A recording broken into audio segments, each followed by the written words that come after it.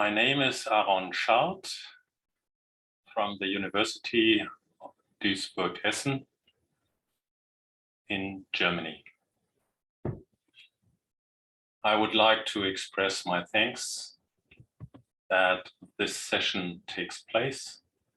Despite all the difficult circumstances, this time presents many new challenges, including for scholarly work. Although a virtual meeting is only second best, it is good to see that research on the Bible is continuing worldwide. Special thanks go to Nicholas Wurz for organizing this session.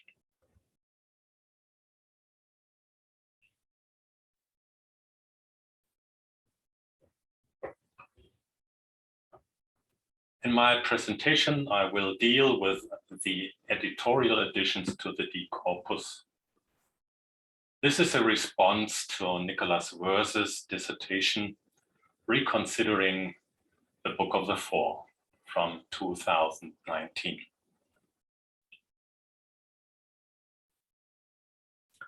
After a short note concerning the name D-Corpus, I will briefly turn to the consensus. After Wurz's study, the superscriptions are still the foundation of the hypothesis of a D-Corpus. The next part deals with the fact that Wurz has reduced the number of editions that belong to the D-Corpus. Wurz has added one verse to the D-Corpus that so far nobody else has claimed to belong to it.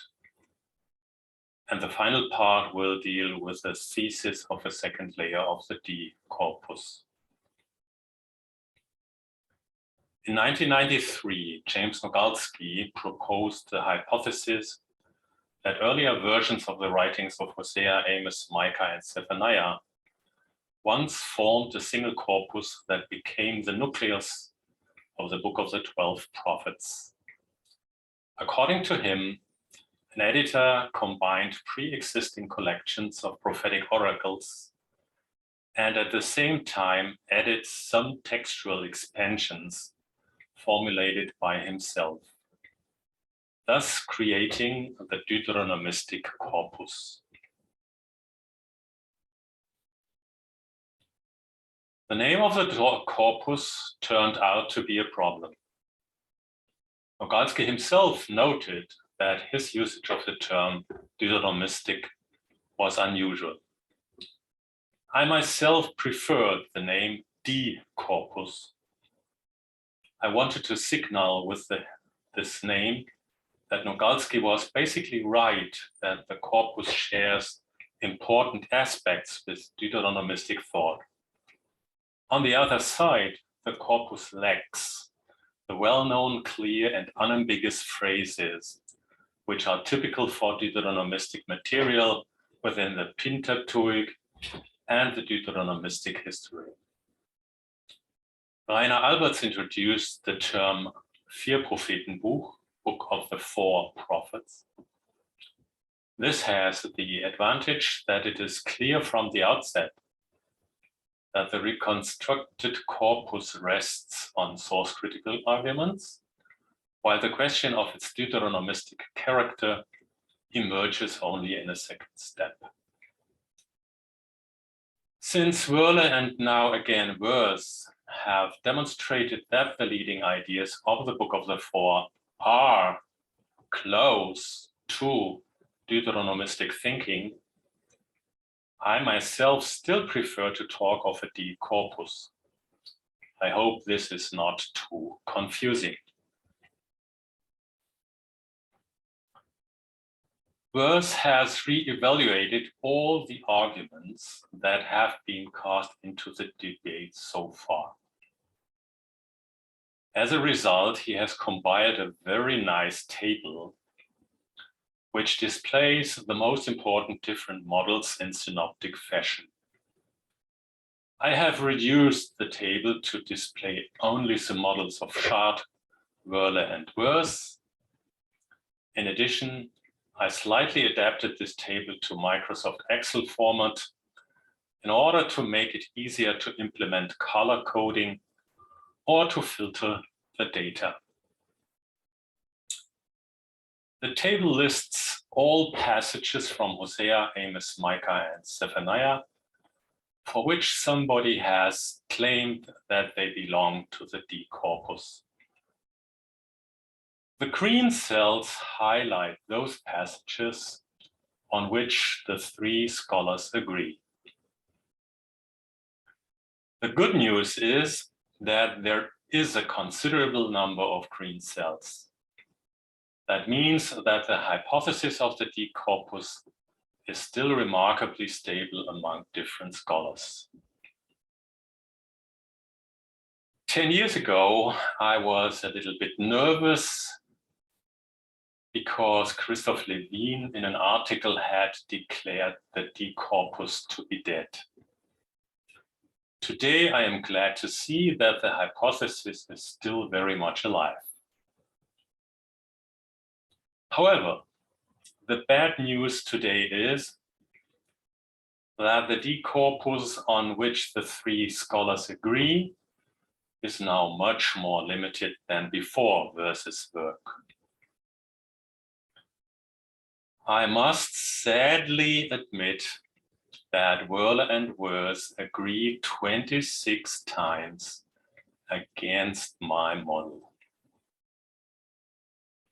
whereas Verse supports my judgment against Wörle's in only 11 cases. The remaining consensus, additions shared by Schart, Wörle, and Verse. The table shows that Verse fully accepts the strongest evidence for a D-Corpus, which is the system of superscriptions opening the writings of Hosea, Amos, Micah, and Zephaniah. They are highlighted with blue ink. It is obvious that the superscriptions are secondary in their contexts. Together, they build a system which is highly innovative and has many very interesting aspects. For this study, it may suffice to say that the redactor developed the idea of a chain of prophets who mutually supported their messages.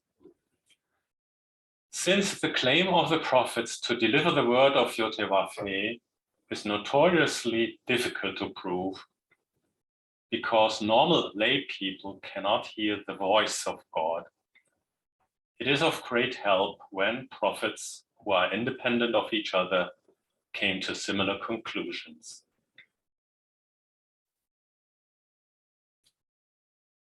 Independently from the redaction critical hypothesis, one has to ask what the tradition historical background is, on the basis of which the idea of a chain of prophets was developed.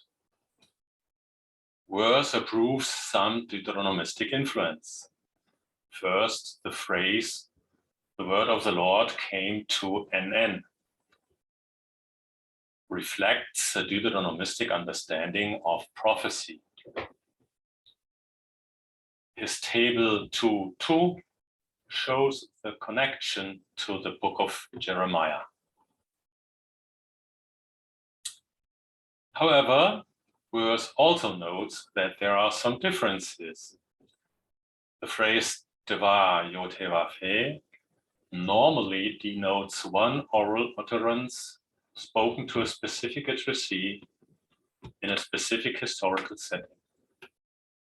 Within the superscriptions, however, the phrase denotes a literary genre comprising multiple speeches to different readers, which are meant to be relevant for later generations. Second, the names of the kings who are used to date the prophets stem from the Deuteronomistic history. However, it has to be noted that none of the four prophets is mentioned in the Deuteronomistic history. Verse rightly concludes that the superscriptions share some Deuteronomistic ideas, but are not distinctively Deuteronomistic in all aspects. Additions that, according to verse, do not belong to the D-Corpus. The most challenging phenomenon for me is that verse proposes that several additions do not belong to the D-Corpus, even in cases when Schart and Wörler agree. Let us take two examples. In Hosea 8:1, we read, "Set the trumpet to your lips. One like a vulture is over the house of the Lord, because they have broken my covenant and transgressed my law." The combination of the concepts house of the Lord, which denotes the temple in Jerusalem, covenant, and Torah, within a short sequence of sentences, sounds very Deuteronomistic to many scholars, including myself. However, verse suggests that these concepts are not Deuteronomistic because they flow quite naturally out of the ideas which permeate the Hosea material. Verse seems not to deny that Hosea 8:1 uses Deuteronomistic wording. He contends, however, that the words could equally stem from someone who creatively used Hosea-like language. In my understanding, the combination of at least three central Deuteronomistic concepts in this short passage can better be explained with the work of a D-Corpus redactor.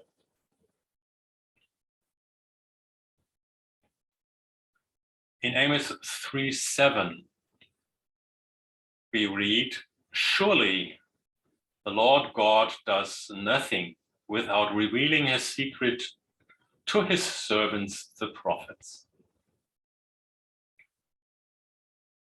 The phrase servants of the Lord is for many, again including myself, clearly a Deuteronomistic expression.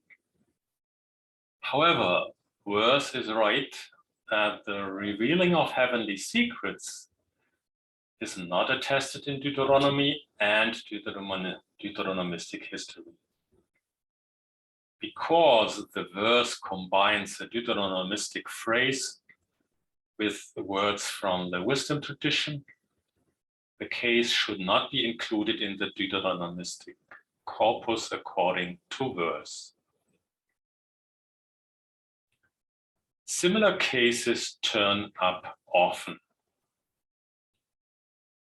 If a passage combines Deuteronomistic elements, but also includes those from other fields, verse denies that it belongs to the D-Corpus because it is not idiosyncratically Deuteronomistic.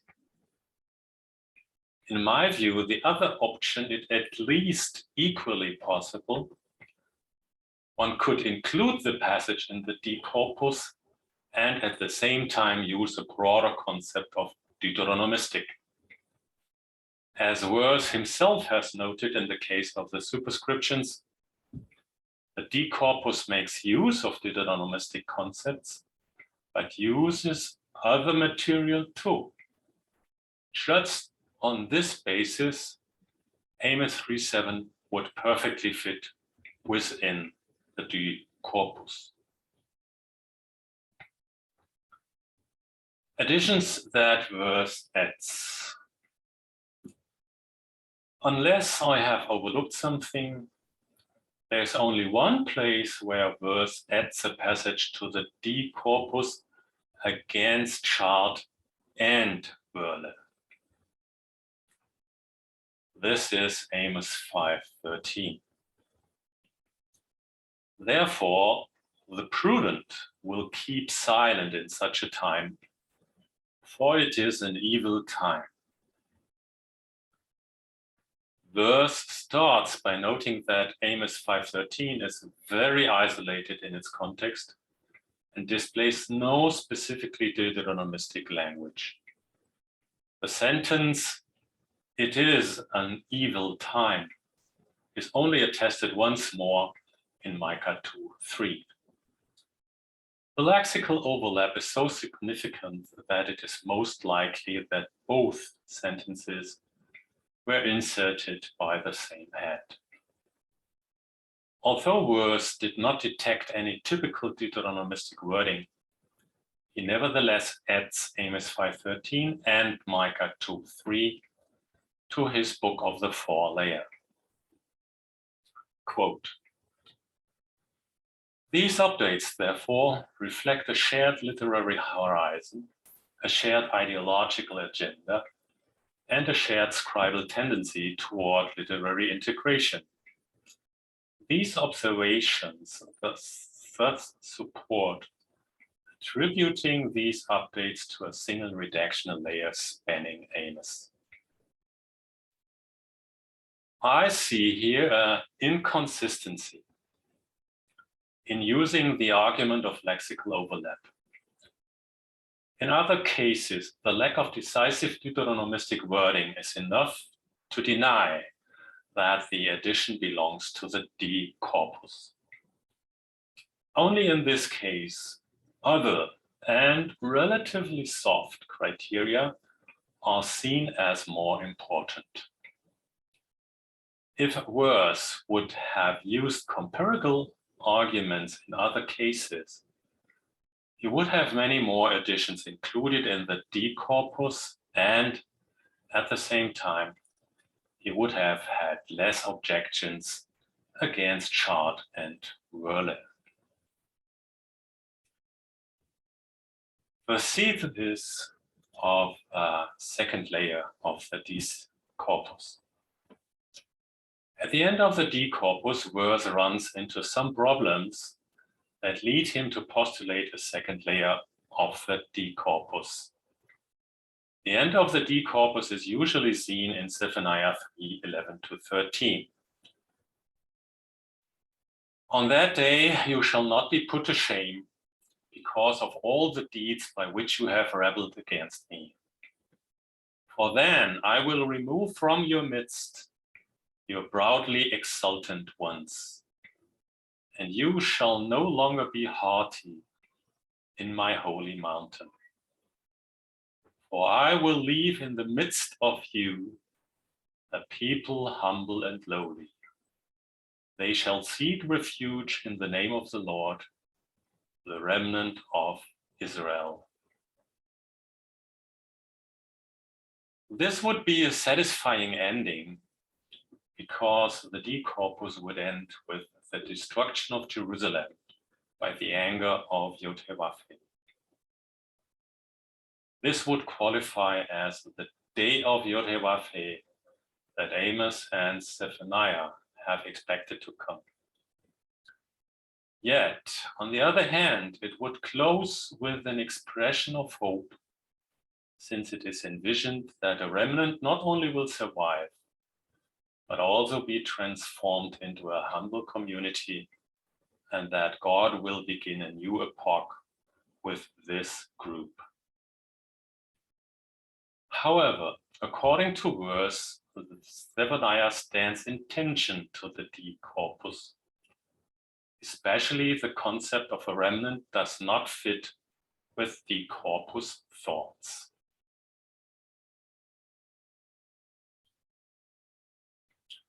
Furthermore, Zephaniah 3 matches nicely with Micah 2:12, Zephaniah 2:7, and 9b, three passages that do not belong to the D-Corpus. I quote, "The only remnant passages that express salvific hope for the remnant while assuming that the remnant consists of those remaining in the land after the Babylonian deportations, are Micah 2:12, Zephaniah 2:7-9b, and 3:11-13. In addition, these verses notably lack any focused hope for a restored royal leader.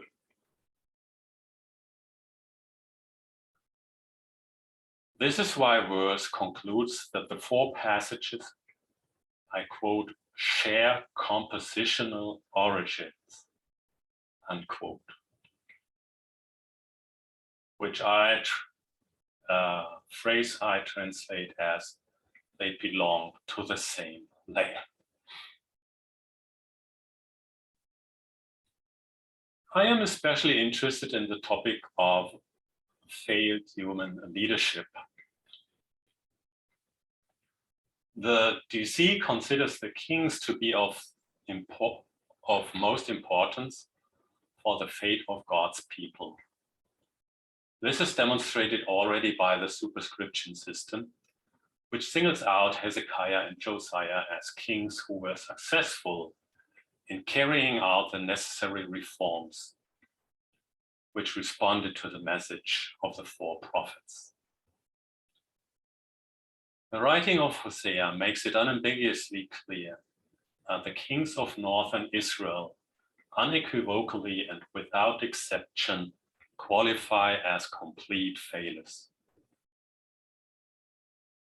The writing of Amos shows, with a short record of Amos' encounter with the Messiah, Amos 7, that King Jeroboam was guilty of bringing Israel into exile because he did not respect the message of Amos. If a society mutes the prophetic voice because it is not willing to accept that God's will has to come first, it will disintegrate and ultimately be conquered by its enemies.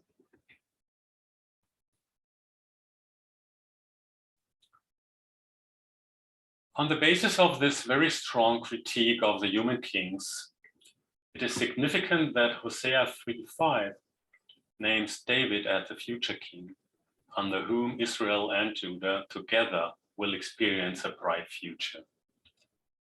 In turn, Micah and Zephaniah contain no critique of the Davidic monarchy in Jerusalem. Compared to the evaluation of the northern kingdom, this is striking. As a consequence, I am still convinced that the D-Corpus implies the belief that the Davidic kingdom will be re-established.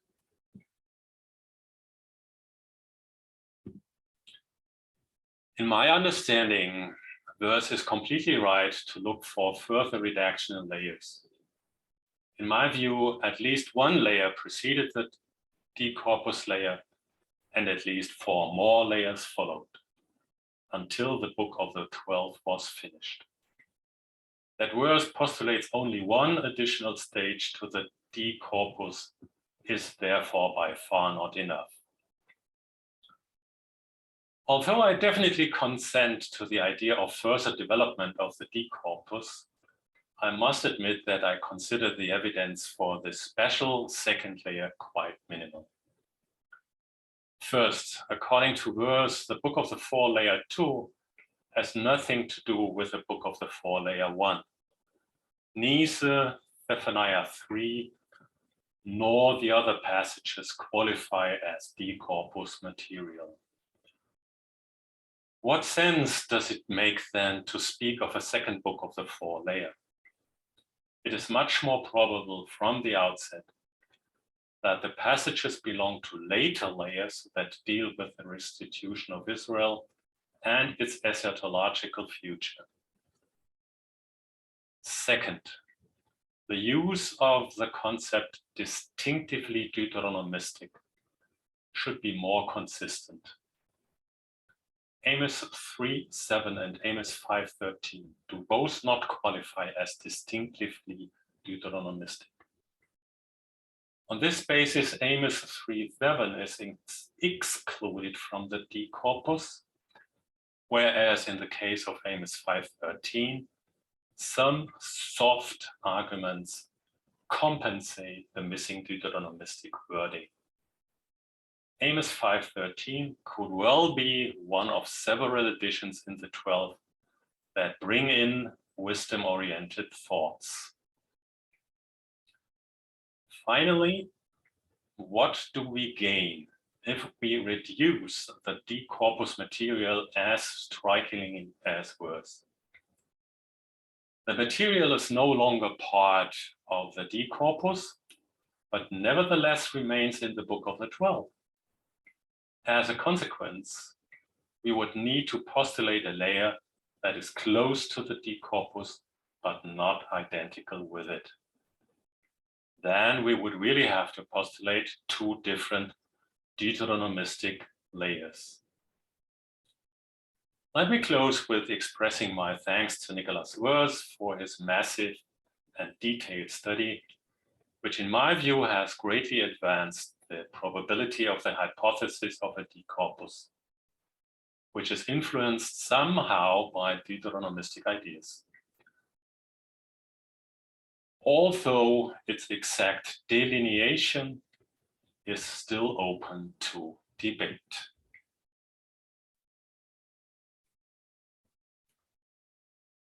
Thank you very much for your attention.